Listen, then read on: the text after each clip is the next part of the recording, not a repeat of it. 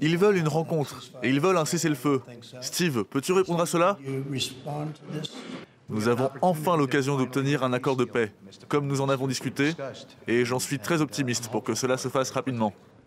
On vous retrouve à Jérusalem, Stéphane Amar. Bonjour Stéphane. Des propos plus engageants que d'ordinaire, même s'il reste beaucoup de points de blocage entre Israël et le Hamas? Oui, absolument. On sent que le climat est un peu différent. Cette fois, il y a eu des propos des deux côtés encourageants. Alors le Hamas, vous l'avez dit, qui lui se dit prêt à une trêve. Le Hamas qui semble à bout militairement, même s'il continue à infliger des pertes sévères. Encore ces dernières heures, 5 soldats israéliens ont été tués à Beit Hanoun, dans le nord de la bande de Gaza. Mais on le sait, la situation humanitaire est catastrophique.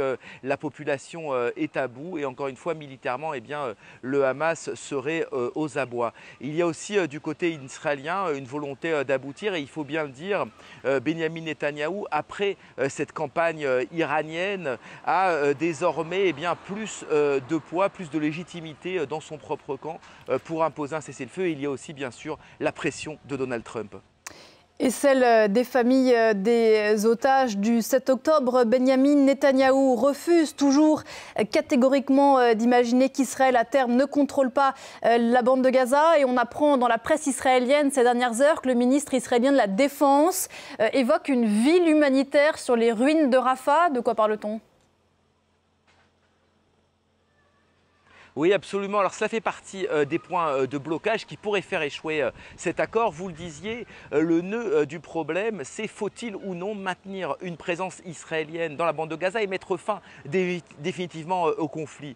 Sous la pression de sa droite et son extrême droite, eh bien, Benyamin Netanyahou veut une trêve qui serait seulement partielle, ce que refuse pour l'instant le Hamas. Et il y a effectivement la question de l'avenir de Gaza. Alors, ce matin, le ministre de la Défense, Katz, a émis l'idée eh bien, de construire une vaste ville humanitaire, selon ses termes, à Rafah, à l'extrême sud de la bande de Gaza, pour que des Palestiniens, des dizaines de milliers de Palestiniens, eh bien, s'y réfugient, mais ils n'auraient pas le droit d'en sortir. Ce serait une sorte de zone fermée, ce que refusent encore une fois les Palestiniens et une partie de la communauté internationale. Mais on sent bien, lors de ces échanges entre Benyamin Netanyahou et Donald Trump, que se joue l'avenir de la bande de Gaza. Le président Trump a même parlé d'un exode massif de Palestiniens auquel, dit-il, il croit. On n'est donc pas du tout au bout de ce conflit entre Israël et Gaza.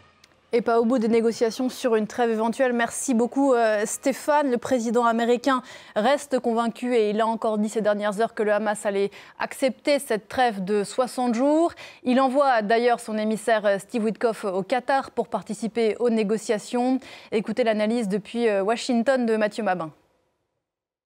Comme prévu, c'était donc un tête-à-tête à huis clos, suivi d'un dîner élargi, mais surtout marqué par un ton ostensiblement cordial, ce qui n'a néanmoins pas empêché de révéler quelques divergences entre les deux hommes. Concrètement, le Premier ministre israélien est venu chercher un soutien sans ambiguïté dans la guerre contre le Hamas, alors que la pression internationale, c'est vrai, pour un cessez-le-feu, ne cesse de monter. Donald Trump, lui, s'aligne sur un courant dur, mais insiste malgré tout sur la nécessité d'une sortie viable pour Israël. Comprenez par là, éviter évidemment un enlisement à Gaza. Sur le fond, au moins 3 points de friction demeurent. La gestion de l'après-guerre à Gaza, la place d'une autorité palestinienne qui ne pourra évidemment pas être le Hamas et qui reste donc à inventer, et surtout les ambitions régionales israéliennes jugées excessive, je cite, par la garde rapprochée du président.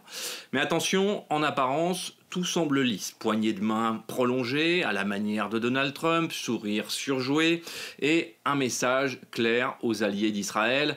L'Amérique de Trump, je cite, ne laissera jamais tomber Israël. Reste à savoir comment cette unité d'apparat se traduira dans les faits, sur le terrain militaire et diplomatique d'ailleurs, puisque, comme on s'y attendait, le Premier ministre israélien reste tenu par l'aile dure de sa coalition et ne semble concrètement pas prêt non plus à brader un cessez-le-feu.